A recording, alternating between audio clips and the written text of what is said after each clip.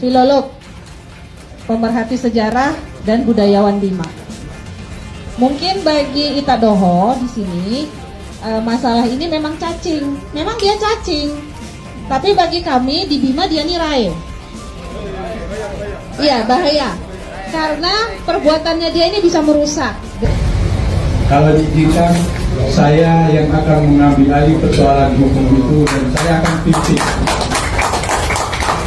tim hukum untuk memproses persoalan ini secara hukum di Barreskrim. Kegaduhan ini berawal dari Marcel Radival, bukan dari gue mah hanya korban.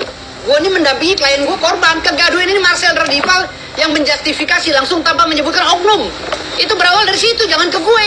Gue ini subjek, dia yang objek. Lu orang sebagai pemeriksa nonton aja, nggak usah masuk ranah hukum. Maka ketika lo masuk ranah hukum ini yang terjadi, gitu loh, dengan kliennya Acong Latif. Gue akan fight di sini, gue akan lapor balik, nggak ada cerita. Karena ini gali ladap bagi gue. Gali ladapnya kenapa? Mencari sensasi, tapi di tengah-tengah orang yang lagi memperjuangkan haknya, gitu loh. Jadi pasal 14 nggak bisa dikenakan ke gue. Nanti katanya bikin gusar apa, bikin gaduh masyarakat. Yang gaduh siapa? Gue di rumah santai-santai aja. Yang gaduh lu orang, kenapa lu nonton TikTok? Kalau lu nggak mau gaduh, itu konsekuensi daripada lu jadi main medsos. Kalau lu nggak mau gaduh, ya pecahin handphone lu. Ngapain lu? Sibel kan? Lu nggak mau gaduh ngeliat muka gue, pecahin aja handphone lu, ngapain? Ngapain gue dilaporin? Gitu loh. Udah syukur-syukur lu gue hibur, ya kan? Melaporkan saudara Firdaus yang mengatakan di media sosialnya atau di media sosial bahwa orang yang tidak percaya dukun berarti syahadatnya batal. Nah, hari ini kita melaporkannya itu adalah dugaan tindak pidana yang dilakukan sama dia terkait penyebaran berita. Dari mana bohongnya? Pertama, orang yang tidak percaya dukun itu pertama tidak batal syahadatnya. Dan di dalam ajaran Islam itu tidak benar justru. Orang yang tidak percaya terhadap dukun, syahadatnya batal. Berarti secara tidak langsung dia mengatakan bahwa orang yang tidak percaya dukun, Islamnya pun batal. Karena syarat Islam itu salah satunya adalah syahadat. Rukun iman yang 6 itu salah satunya adalah syahadat gitu. Rukun Islam yang 6. Rukun Islam yang 5 ini syaratnya adalah syahadat. Artinya orang yang mau masuk Islam ini syaratnya adalah syahadat. Sedangkan tidak ada syarat syahadat. Syahadat itu pertama diucapkan dengan lisan dan diyakini dengan hati. Itu. Jadi orang yang tidak percaya kepada dukun itu tidak batal Islamnya.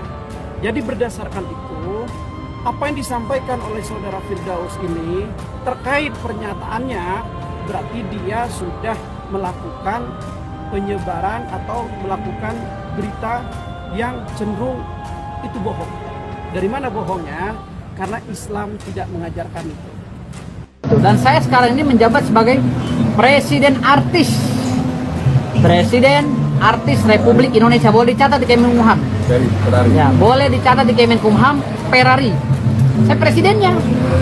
Dan saya juga Ketua Satgas Anti Narkoba Nasional, SANS. Di bawah naungan Yayasan Mutiara Firdaus. Silakan tanya Kemensos. Silakan tanya juga BNN.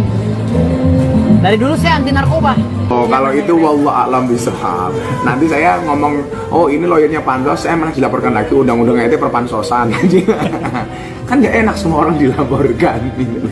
Ya mudah-mudahan cukup saya dan Mas Hanta aja yang dilaporkan, gak usah yang lain. Gus Miftah belum hadir di dunia televisi, saya sudah hadir. Catat itu ya. Jadi kalau dibilang pansos, Gus Miftah yang pansos. Saya adalah artis sejak tahun 90 ya. Dan saya sekarang ini menjabat sebagai Presiden Artis. Dan saya juga Ketua Satgas Anti Narkoba Nasional, SANS. Saya pernah main film satu frame dengan Mas Matias Mucus tahun 90 bersama anaknya Om Pinkan Warau yang bernama Regina Pinkan. Boleh tanya di Tenda Biru Pondok Indah. Judul sinetronnya Tahta dan Pondok Pajon. Dan saya juga rocker. Ya, tahun 90-an saya ngeluarin album. Bareng sama Stinky, tapi album saya kagak naik. Bicara gitaris, saya gitaris. Bicara drummer, saya bisa drum. Bicara keyboard, saya main keyboard. Bicara basis, saya basis. Bang, tapi kan Mau apa? Steve ya, saya tidak setuju dengan ucapan kamu Firdaus ya. Kamu bisa nggak sopan sedikit? Apa itu arti janda? Tidak semua janda yang kamu ucapkan itu jelek dan lebay dan jablay dan sebagainya. Jarang dibelai katanya. Apa sih maksud kamu? Jangan suka menyudutkan orang. Jangan suka menyudutkan status janda. So what dengan janda? Hah? Kamu laki-laki atau apa sih? Kalau kamu seorang yang berpendidikan, yang ngakunya pengacara, harusnya punya etika dalam bicara. Oke? Ini sudah menyakiti hati perempuan loh. Dan ingat, apa yang kamu sampaikan dan kamu ucapkan, kamu berhadapan dengan saya. 11 ayat 1 yang berita bohong ya. Ancaman hukumannya bang itu 10 tahun penjara ya. Nggak usah 10 tahun, cukup penjara 5 tahun cukup dia, biar tobat. Pesan secara moralnya lagi, tobat Firdaus itu. Lantas siapa yang menyebarkan berita bohong? Saya tidak pernah menyebarkan. Bahasa saya di dalam beberapa konferensi pers saya, ya, itu saya selalu bilang, yang tidak percaya adanya dukun, bukan percaya dengan dukun ya. Mungkin ada beberapa video saya yang bilang bahwa yang tidak percaya pada dukun itu syahadatnya batal. Mungkin ada juga beberapa video saya, dan ada juga beberapa video saya yang tidak percaya tentang adanya dukun. Artinya yang tidak percaya akan supranatural, dukun ya, supranatural berkaitan dengan hal yang goib. Ya saya bilang syahadatnya bisa batal. Gitu loh. Bukan melaporkan saya.